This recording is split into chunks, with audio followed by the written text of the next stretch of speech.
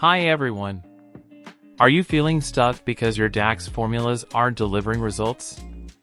Or perhaps you're eager to dive into DAX but don't know where to start? In next 2 videos, I'll walk you through 5 key concepts that'll simplify DAX for you. Let's kick things off by understanding the filter context and how we can tweak it using the calculate function. Consider a data model with a sales table and dimensions like customers, products, and dates. Visualize the total sales in a matrix format. Also, you can find the file for this video in the description below. We'll delve into adding breakdowns, such as by customers, to see specific filtered values, like sales transactions for Alice. Further refinement by adding more fields like product categories refines the filter context. Filter context isn't solely from visual breakdowns, it can also originate from cross-filter interactions or the filter panel. Let me show you how the calculate function can modify or add filters within measures. For instance, calculating differences between product categories, let's say, hair care and makeup.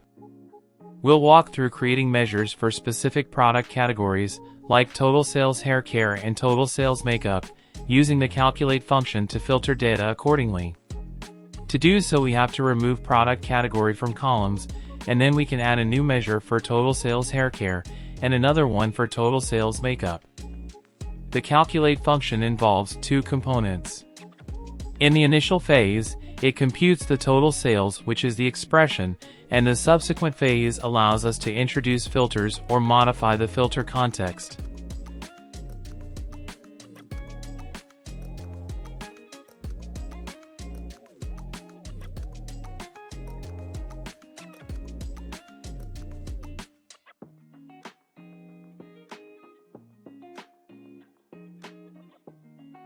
We'll also create a third measure, sales difference makeup versus hair care, by referencing the previously created measures. Now, it might get a bit tricky when the fields you're adjusting in the calculate function are also used to structure your visual breakdown. For instance, if I swap out customer names for product categories, you'll notice the same value for hair care across all rows, just like makeup. This happens because the calculate function replaces the visuals filter on product category with its own, causing uniform values. Perhaps you're wondering if you need 3 measures to compare sales between 2 product categories. The answer is no, you can accomplish everything using a single measure by utilizing variables. That's the next essential concept to explore. So, let's dive into the concept of variables in DAX, a crucial aspect to grasp. We'll rewrite the measure to demonstrate using variables. First, we set up a variable, sales hair care, to calculate sales for hair care products, and another, sales makeup, for makeup products. When using variables, a return statement is necessary. We return the result variable, simplifying the process into a single measure. This approach allows for easier checking of intermediate results, step by step. However, it's crucial to note that while called variables, they act more like constants. For instance, when we define a variable, sales, as total sales, it locks in the value at that moment in the calculation. Subsequently, if we try to modify it within the calculate function for another category, it won't update. This static nature might lead to unexpected outcomes, like getting a 0 difference between total sales.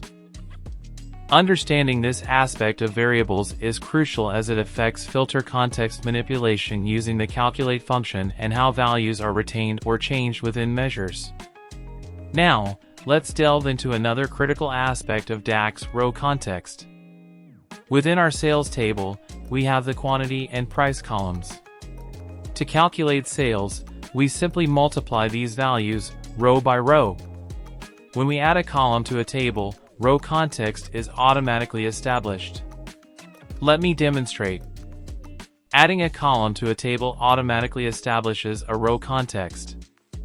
For example, creating a new sales column by multiplying quantity with price is effortless due to this context. Typing quantity doesn't trigger suggestions because it lacks specific table context. Enter iterator functions like sum, average, count, and max. However, what if we want to perform this calculation without adding a new column? This is where it gets intriguing. While the total sales value remains unchanged, this approach avoids creating additional columns, which can help maintain a more efficient data model.